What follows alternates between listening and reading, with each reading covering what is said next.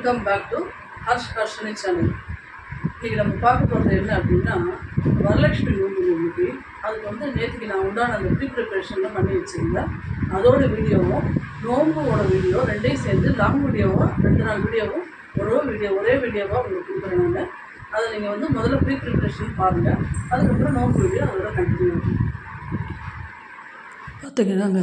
நைவேத்தியத்துக்கு வந்து தேங்காய் போடணும். தேங்காய் போடுறதுக்கு வந்து 1 கப்பு மாவு வந்து நான் முத நாளே வந்து அரிசியை நல்லா களைஞ்சி உணர்த்தி அதை வந்து மிக்சியில் நல்லா பசியை பொடி பண்ணி அது லைட்டாக ஒரு பரட்டு வறுத்துருக்கேங்க. லைட்டாக ஈரம்போக வறுத்துட்டு அதை ரெடி பண்ணி வச்சுருக்கேன்.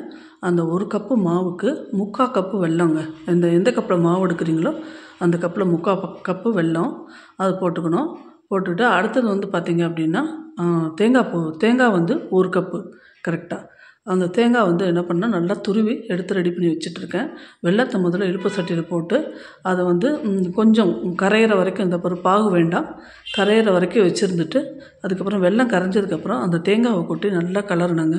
நல்லா அடிப்பிடிக்காமல் அது வந்து பாத்திரத்தில் ஒட்டாமல் வரும்போது ஏலப்பொடி போட்டு 2 ஸ்பூன் நெய் விட்டு அப்படியே இறக்கிட வேண்டியதாங்க. அதுதான் வந்து உங்களுக்கு வந்து தேங்காய் போடணும்.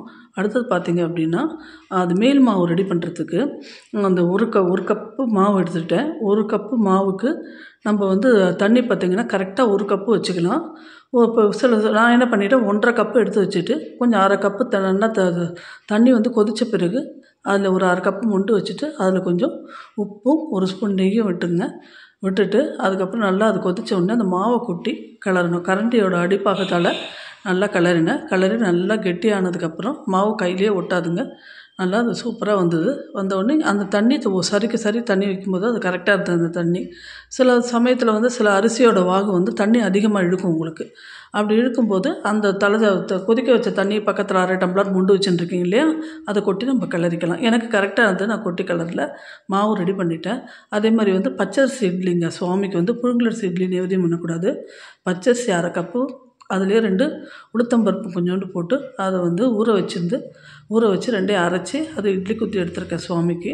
எடுத்துகிட்டு அதுக்கப்புறம் வந்து பச்சரிசி இட்லி, தேங்காய் கொழுக்கட்டை, எள்ளு கொழுக்கட்டை. எள்ளும் அதே மாதிரி தான். எள்ளு கொழுக்கட்டை வந்து என்னென்னா, எள்ளை நல்லா வறுத்துட்டேங்க.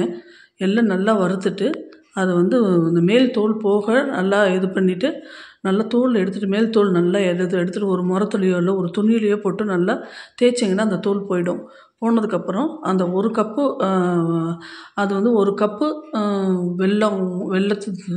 1 கப்பு எள்ளுக்கு வந்து உங்களுக்கு வந்து அதே மாதிரி ஒரு 1/2 கப்பு இதில் வந்து வெல்லம் போட்டிங்கன்னா போதும். போட்டு 2 ஏலக்காவும் சேர்த்து நல்லா மிக்சியில் போட்டு பொடிச்சு எடுத்துக்கிட்டேங்க. முதல்ல எள்ளை போட்டு நல்லா பொடிச்சிட்டு அதுக்கப்புறம் வெல்லத்தையும் போட்டு பொடிச்சு ரெடியாக எடுத்துகிட்டு அதான் பூர்ணம் ரெடி ஆகிடுச்சு. இப்போது எள்ளு கொழுக்கட்டை, தேங்காய் கொழுக்கட்டை, பச்சரிசி இட்லி, வடை. அடுத்தது வந்து இது பால் கொழுக்கட்டைங்க.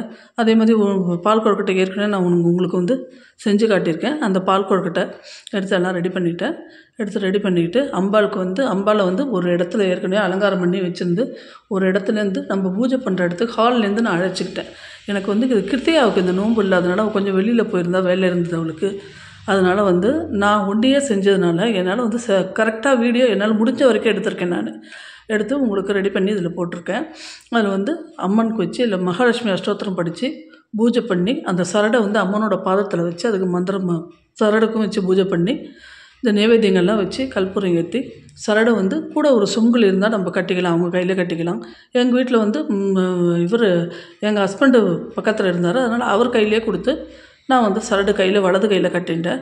இந்த நோன்பு பார்த்திங்கன்னா ரொம்ப சிறப்பு வாய்ந்த ஒரு நோன்புங்க. எல்லோரும் கண்டிப்பாக செய்யலாம். இது வந்து எங்கள் இதிலே பார்த்திங்கன்னா சில பேருக்கு பழக்கம் இருக்கும், சில பேருக்கு பழக்கம் இருக்காது. பழக்கம் இல்லை அப்படின்றவங்க கலசம் வச்சு செய்ய வேண்டாம், வெறும் வந்து படம் வச்சு செய்யலாம். படம் வச்சு இந்த நோன்பு செய்யலாங்க. இந்த நோன்பு பார்த்திங்கன்னா பழங்காலத்தில் வந்து இந்த நோன்பு வந்து எப்படி உருவானதுன்றதுக்கு ஒரு குட்டியாக ஒரு சின்ன கதைங்க. எப்படின்னா, அப்போ வந்து என்ன பண்ணுவாங்களாம், சாருலதா அப்படின்ற ஒரு பொண்ணு வந்து சாருலதான்னு சொல்கிறாங்க.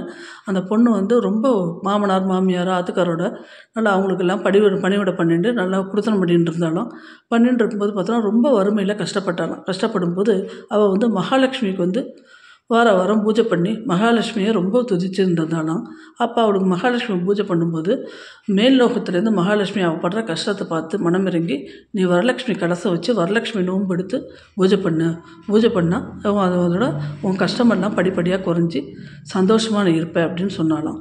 அந்த பொண்ணு வந்து அந்த மாதிரி அந்த வரலட்சுமி பூஜையை எடுத்துட்டு நோன்பு எடுத்துட்டு ஆடி மாதத்தில் வர கடைசி வெள்ளிக்கிழமையில் அந்த நோன்பு எடுத்துட்டு பூஜை பண்ண உடனே அது என்னாச்சு, அவளோட கஷ்டங்கள்லாம் போய் நல்லா படிப்படியாக நல்லா சுகமாக வாழ்ந்தாலாம் அப்படின்னு ஒரு ஐதீகம் இந்த கதைக்கு. அதனால் மேல்லோகத்துலேருந்து மகாலட்சுமியை அவள் கனவுல தோண்டி செஞ்சதுனால பூலோகத்தில் எல்லோரும் செய்ய ஆரம்பித்தாங்க. படிப்படியாக எல்லோரும் வரலாம்.